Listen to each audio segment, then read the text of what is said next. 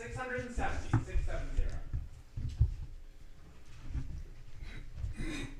670. Good morning. Please turn with me to Psalm 51 as we look at the subject this morning. Enough. And Psalm 51 really goes back to Psalm 49 and or roughly, depending upon which schedule you're on, the end of last week's readings, because they are three psalms that carry a sub-theme. Very famous part of what our brother mentioned this morning in that portion of the psalm that talks about creating me a clean heart and renew a right spirit in me also goes on to talk about the way in which sacrifice isn't enough. As we've mentioned repeatedly through David's psalms, this is the psalm, as we referenced. We're now here. The psalm where the sacrifice wasn't enough. There was no sacrifice, as we mentioned, for murder that would have spared David's life. There was no sacrifice for adultery that would have spared David's life. And he realizes that. But he's not the only one. Why? Because if you back up to Psalm 50, there is a time, even though this is a psalm of Asaph, where likewise it seems that God is the one specifically speaking through the psalmist. When in verse 7 he says, "Hear, O my people, and I will speak, O Israel. I will testify against you. I am God, your God. Not for your sacrifices do I rebuke you. Your burnt offerings are continually before me. I will not accept a bull from your house or goats from your folds. For every beast of the forest is mine, the cattle on 1,000 hills. I know all the birds of the hills, and all that moves in the field is mine. If I were hungry, I would not tell you, for the world and its fullness are mine. Do I eat the flesh of bulls and goats, or drink the blood of goats? Offer to God a sacrifice of thanksgiving, and perform your vows to the Most High. And call upon me in the day of trouble, and I will deliver you, and you shall glorify me." And that theme, like we said, goes back to Psalm 49, when the psalmist seems to psalm in the form of a riddle in verse 5. Verse 4. "I will incline my ear to a proverb. I will solve my riddle to the music of the lyre. Why should I fear in times of trouble, when the iniquity of those who cheat me surrounds me? Those who trust in their wealth and boast in the abundance of their riches," similar to what our brother read in the introductory passage this morning from Doeg the Edomite, Psalm 52. These themes are coming up over and over again. Understanding that in this Psalm 49, he's not talking about so much the offering as the temptation to trust in riches. Essentially the same thing that's going on in Psalm 50 when he's saying, look, the offerings are fine. There's something else that we need to talk about. Same thing, like we said in Psalm 50, it's the thing, or Psalm 51, where David himself is saying, look, I know in this situation, my offerings might be glorious. I'm the king. I got enough. But I understand there's something else going on that you need to take care of. And the whole concept of enough comes from that whole concept of what happens when the offerings aren't enough. And so here in this psalm, it is not just the offerings, it's the confession, because this is a psalm that also contains a very famous, I would say, riddle that we've already started to talk about. Because in our time of reflection during class, we talked about that whole concept of you and you only. You and you only in verse 4 of Psalm 51. "Against you and you only have I sinned and done what is evil in your sight." I went back after we talked on Wednesday and I did the word study. I looked up the terms. I tried to break them down. I tried to look at them collectively. I tried to make sense out of that statement. And you know what I came to? I think David's in denial. I think the confession that we're looking at here, and this is all opinion, just throw my opinion on top of the pile of all the others. I'm going to acknowledge, like Paul said, you got part of this that's coming from God, and part of this is coming from me. I'm going to stay out the very front.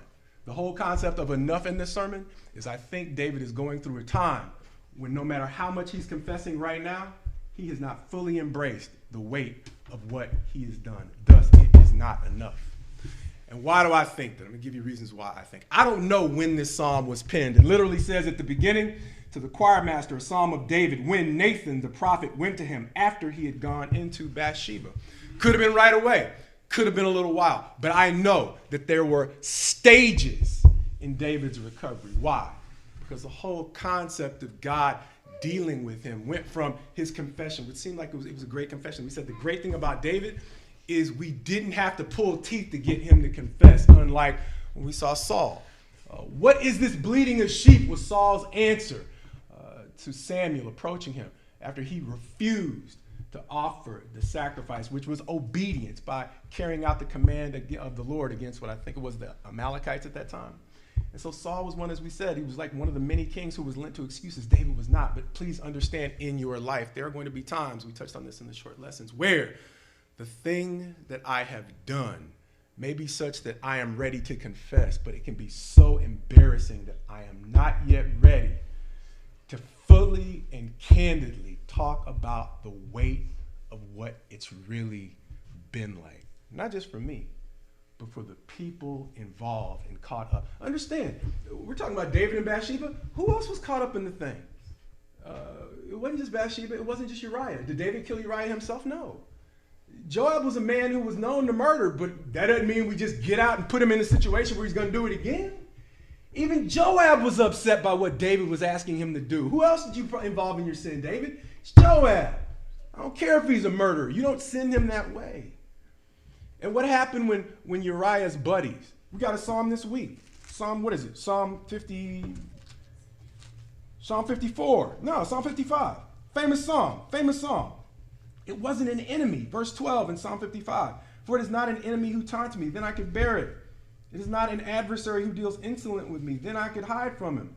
But it is you, a man, my equal, my companion, my familiar friend. How do you think the army felt when they were leaving Uriah out to die? They didn't necessarily know it was Uriah. But armies don't focus, or I don't think they can function in a healthy way without a certain code. And leaving people to die violates that code. So it's not just you. You're taking an army that you've built on integrity and you're asking them to compromise that integrity. I don't think it's just you, just God alone, who you sinned against. But I don't blame David because I know what it's like to do stuff that's hard to talk about. And that's why I don't criticize David. I simply say this is potentially a learning experience or an opportunity for all of us to understand. Sometimes just like we talk about the stages of grief, sometimes confession comes in stages. And so understand the way in which the stages that God carried David through eventually got him to a point. I don't know another psalm that follows up on Psalm 51. That's why I said this is just my guesswork. But I do know the pain that David went through after, seems like the period in which this psalm was penned, if we're going to take it literally, after Nathan called him out and he acknowledged, yeah, it's me. What happened to David? The pain settled on his household. And as we mentioned in sermons before, if David couldn't fully appreciate how much he hurt Bathsheba, I got a daughter. Her name is Tamar. And if I didn't feel what I did to Bathsheba was much, oh, wait a minute. Now I get it. Now I get it. And just like Uriah, he's just some Hittite. You know, the Hittites weren't supposed to exist by then, right? They were supposed to be gone. They were one of those 7 nations that shouldn't have existed after the people of Israel settled the land. But here we have Uriah. And we got this riddle. Because he's not just a Hittite. He's a Hittite who's displaying more character, than the king. So why is the man of higher character having to die? Because that's just how it works sometimes. I think you sinned against that guy, David.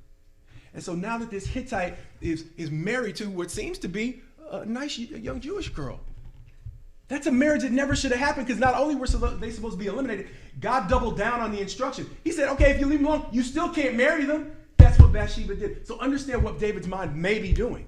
He's making excuses, bud.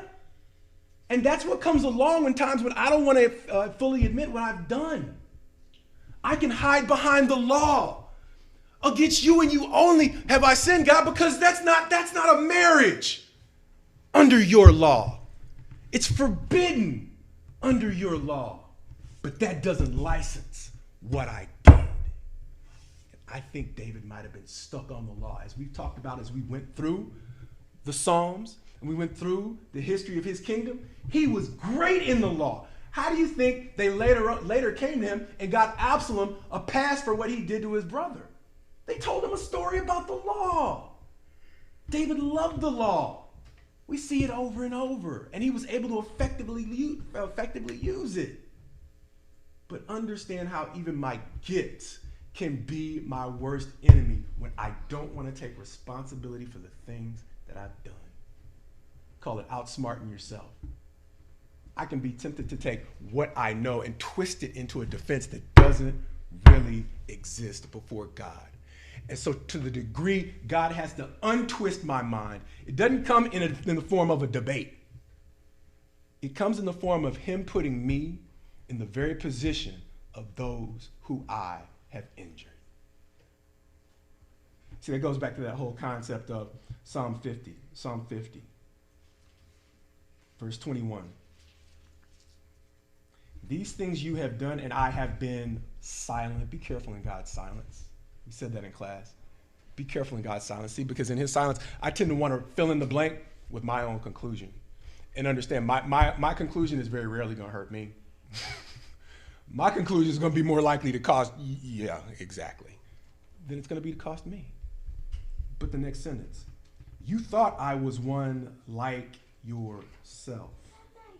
But now, I'm not coming to pat you on the back. Now I rebuke you and lay the charge before you. We said Psalm 50 takes the form of a court, where in the very beginning, God is calling to heaven and earth, assemble my people, but gather to me my faithful ones as I rebuke Israel. And I left off at the part where, and I got a special message for the wicked. Maybe read that in your own time of personal reflection. Since we got 7 Psalms this week, they're not happy Psalms. Psalm 51 is about as good as it gets. We can kind of run there and say, oh, it's about David, right? But the rest of them, they got some tough things to say. And so understand, they are not Psalms of condemnation. How do you know? Because even though I've been super, whatever I've been this morning. Look at the end. Look at the end of Psalm 50. The one who offers thanksgiving as his sacrifice glorifies me. Now we're approaching enough, I believe. To one who orders his way rightly, I will show the salvation of God. Who's he talking to there? Just the good guys? No! Sorry. He's identified 3 different groups of people. His faithful ones, Israel, who he's literally rebuking, and the wicked, who he's threatening. And at the very end, he offers hope of salvation. It's up to you. We talk about the good news. I slip to call that good news in the short list. Because to me, that's good news. Because as much as I want to, as we say from time to time, write myself in, like if I fill in the blank, I'm going to fill in the blank with me as the hero of the story.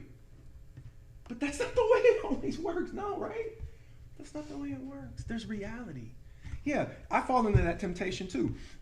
Verse 21, you thought I was one like you. No, that's easy for me to point the finger. And I sometimes think God's just like me, thinks what I think. Yeah. And so I need help and deliverance from that too, right? And that's the good news of verse 23. We're approaching enough when we acknowledge, I need somebody to help me open my eyes. I used to say it all the time. James, if any of you lacks wisdom, yes. You know you lack wisdom when your personal interest is involved in it. That's why he says, oh, only the bad guys don't take bribes. The law literally said the bribe doesn't. The wicked are already wicked. The bribe can pervert the righteous into unhealthy places. It's because it appeals to our personal interest. And so anytime my personal interest is involved, I don't see the word quite as clearly as I can from a more detached perspective. And so when we're saying that whole concept of if any of you lacks wisdom, when our personal interest is involved, that's one of the reasons we all need God. We all need God to help open our eyes to the place where our self-interest is keeping us from giving him enough. And that's where the whole concept of sacrifice, the inadequacy of the sacrifice, it's played out in 49, in 50, and now 51. And we're getting to see how, let's go into the hypotheticals now. How can we see that moving forward? Because I think it actually carries forward to all 7 chapters we have this week. Why? Because hypothetically, let's look. Maybe I brought best sacrifice ever this particular Sunday, but I go on to Psalm 52. What's Psalm 52 about? Our brother read it. When Doeg the Edomite came and told Saul, David has come to the house of Ahimelech. Verse 1, why do you boast of evil, O mighty man? The steadfast love of God endures all the day. Your tongue plots destruction, and like a sharp razor, you worker of deceit. You love evil more than good and lying more than speaking what is right. You love all words that devour, oh, deceitful man. Skipping down. After God answers him in verses 5 and 6, as our brother already read. Verse 7 says, see the man who would not make God his refuge. See the man who would not make God his refuge, but trusted in the abundance of his riches. There it is again. Dog's an Edomite. He's not one of the people of Israel, but who was he kissing up to when he killed more than 100 priests? That's the thing that Dog was famous for. Who was he trying to score points with? He was trying to score points with Saul. Saul was the king of Israel, the nation that's filled with sacrifices. You know what Dog, a man who trusted in his riches, could do for the sacrificial system? Oh, he could offer all kinds of sacrifices. Was it only Israelites who were offering sacrifices? No, by the time we get to the end of the readings this week, who are we talking about? We're talking about the Philistines. Skip to verse chapter 56. To the choir master, according to Dove, on far off terebinths, a miktam of David, when the Philistines seized him in Gath. When we went through the story of the Philistines, they never offered a sacrifice? They offered sacrifice. Why? Because much like me, even if I can't hear God, if he can get my attention, we'll say that. And when the Philistines took the ark as a trophy of war, they had a few things that popped up as problems. These boils, right? These boils, these sores, they broke out in a way that even the people of the not people of God realized, wait a minute, there's a God, we know that one. And maybe theirs is the God. After 3 cities later, after they tried to pawn the ark off on another city and the boils popped up there, and they tried to pawn the ark off on another city and the boils popped up there. Eventually they were like, we like the sacrificial system too. So they tried to offer a sacrifice, right? So they get rid of pain, and it worked, right? Understand, it wasn't just the people of Israel. Dog was a person who had the ability to ingratiate himself not only with his money to the king of Israel, but by being willing to do the dirty work. See, because not everybody in his army was willing to raise their hands against the priests. So understand what Dog's sacrifice must have meant to God. If he is a man who has the ability to offer, look, we can, just like one of the Roman centurions was praised by the people in Jesus' day. No, Jesus, hear this guy, because he's done a lot for us. Understand, that concept goes way back to Saul right here with Dog the Edomite, but Dog did it different. See, Dog didn't do it by paying for things that actually helped promote the interest of God.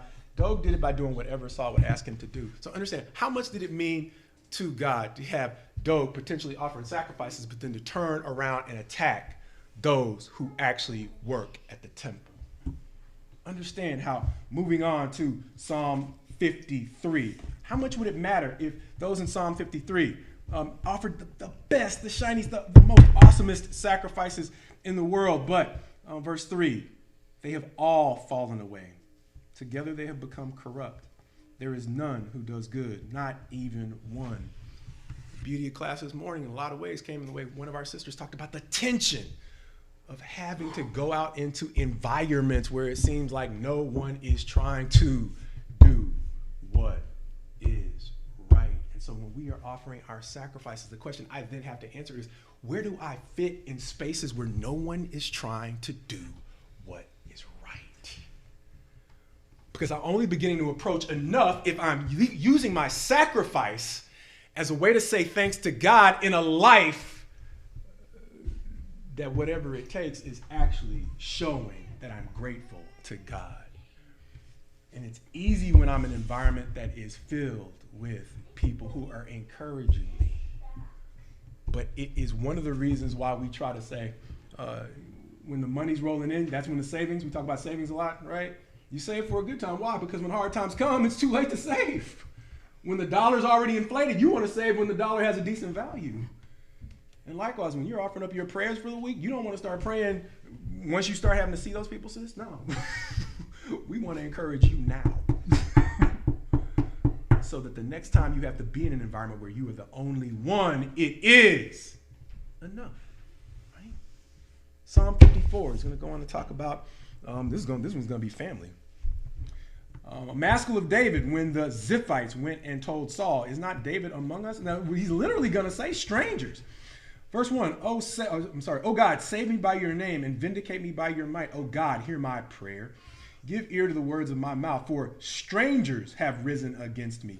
Ruthless men seek my life. They do not seek or set God before themselves. Understand, he's calling them strangers, but they're blood relatives. Go look up who the Ziphites are. I dropped the definition in the comments for you. The Ziphites were the people of Ziph. The Ziph were the people of the people of Ziph were the people of Caleb. Caleb was a famous man of Judah, like David, who was a famous man of Judah. These were his people. But like they say, not everybody who's kin to me is, they really say, not everybody who's kin to me is kin to me. That's how it really goes, but I'm trying to avoid touchy subjects. Right? But that's the way it is in life. Just because you share biology does not mean you share trust. And so what is going on here is, even though he's calling them strangers, he may be calling them strangers because of how they've acted, but those are his people, not just Israel. That's his family. And so what is happening is, in verse 5, this is one of those unhappy Psalms again. He's saying, he will return the evil to my enemies in your faithfulness, put an end to them. That's one of the ones, passages I thought I need to make an excuse for. I felt like I had to explain that away. David doesn't mean that. He means that because they're selling him out to Saul, and Saul wants him dead. And so I can't get mad at David for saying, look, I'm tired of the drama.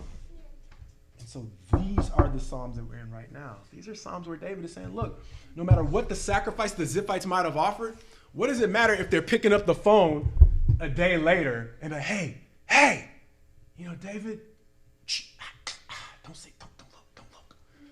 You know how it is in movies, right? Don't look, but he's over here.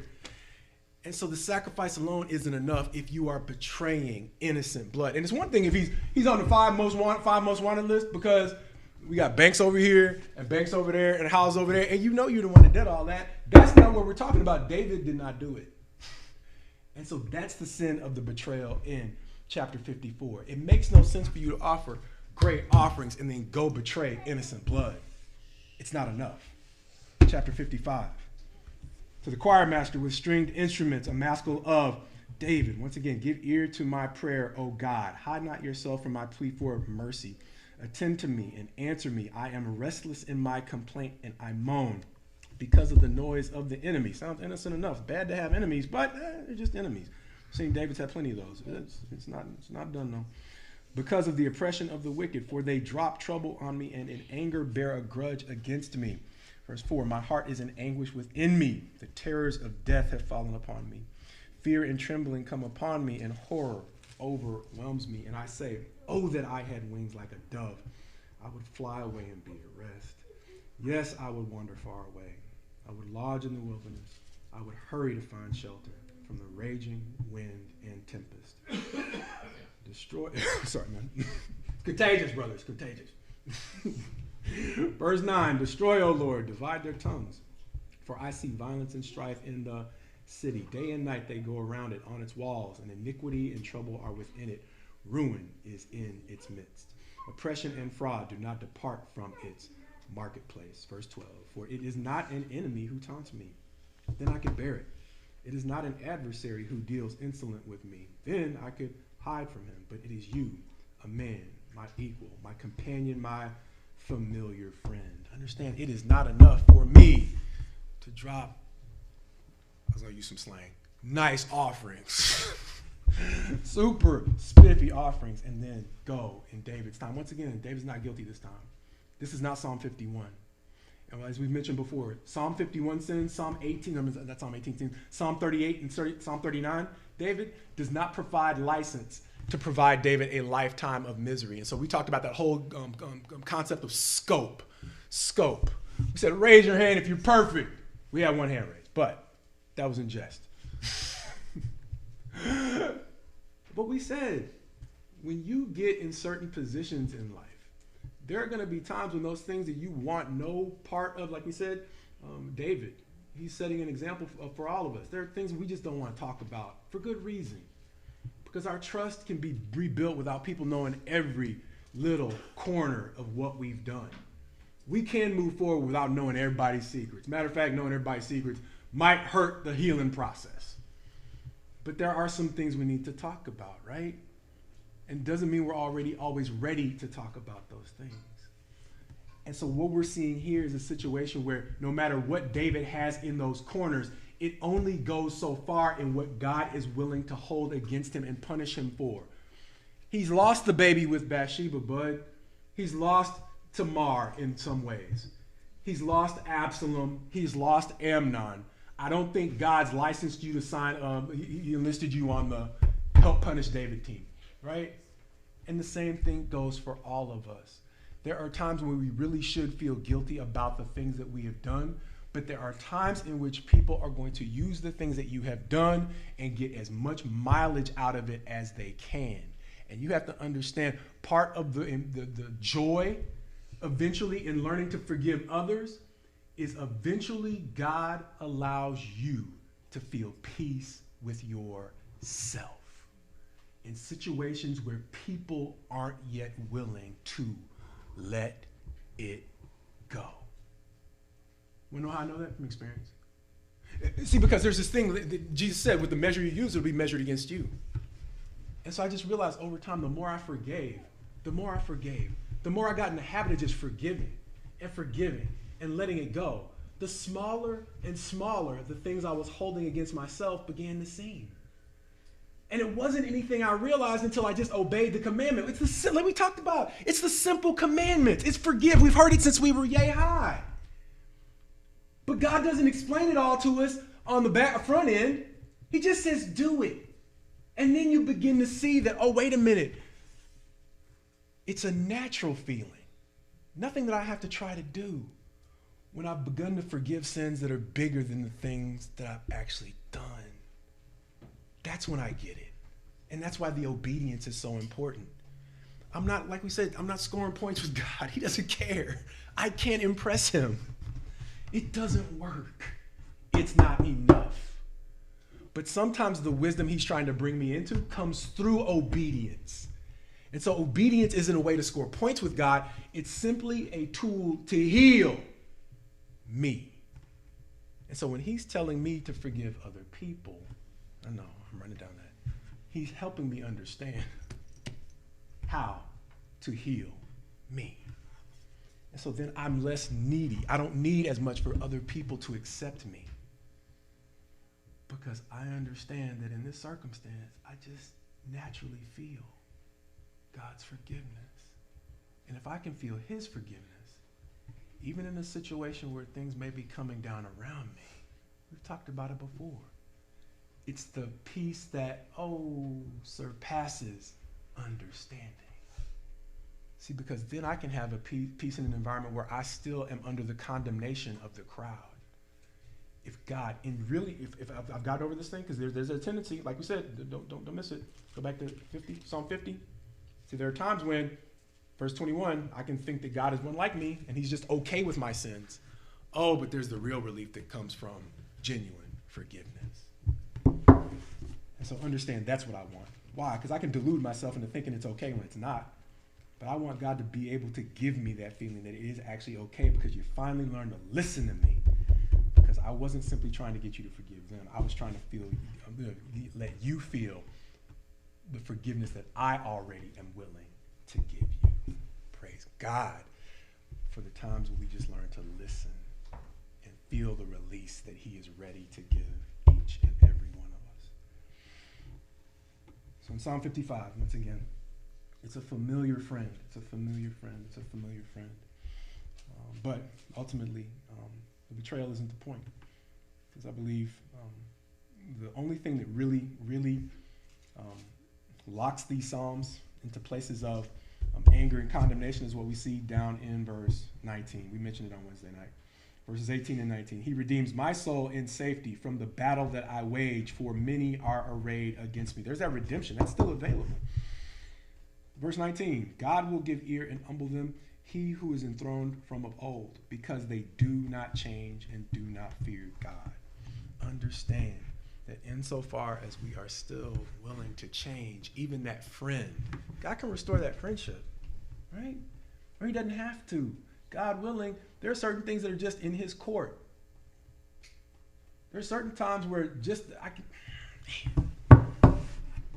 say too much. I tell too many stories. I walk this balance between not trying to tell too much of my own stuff and then not trying to tell too much of other folks' stuff. I had a man literally confess to me after I left the place one time, I was your Satan. It's an interesting thing to hear, but he knew the Bible really well, and he knew what that meant. That confession opened the door for me to be able to respect that man in ways I never was able to do before that moment. Because he understood what it meant to be a Satan. It doesn't mean I am literally the guy. But he knows that it means an enemy.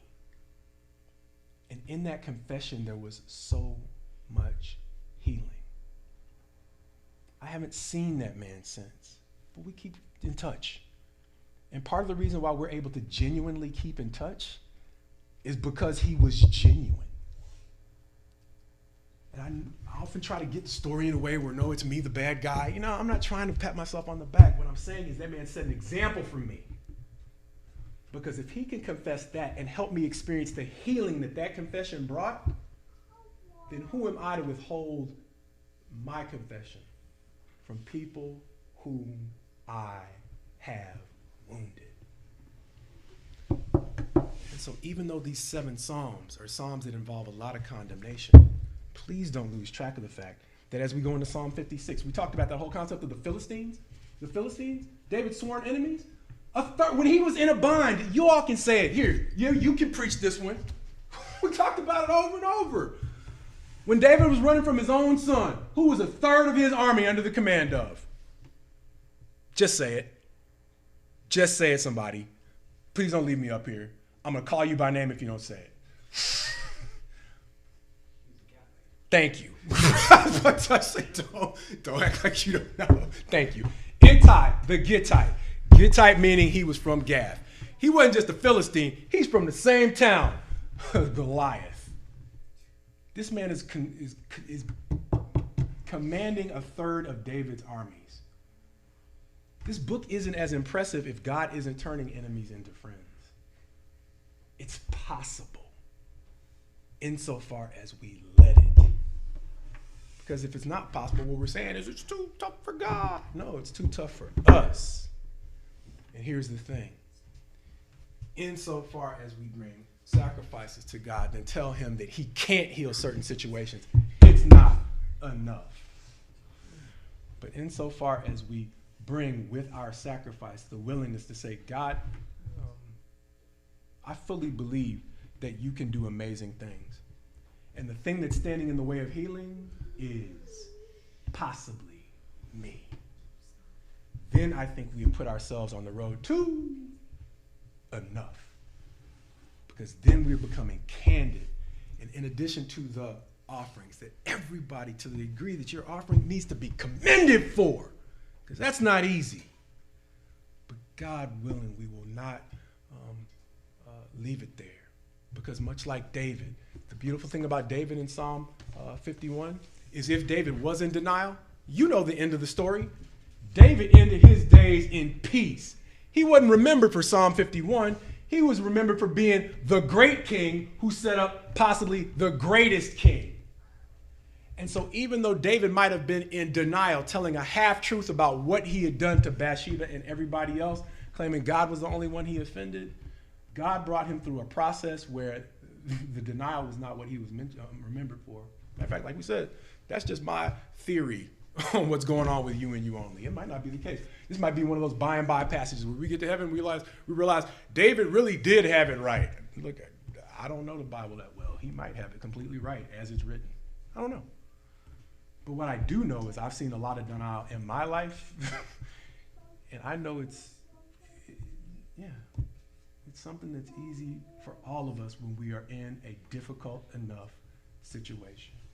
And so that's why, even though that may be the lens through which I'm seeing Psalm 51, it may be a lens that more of us can relate to as well.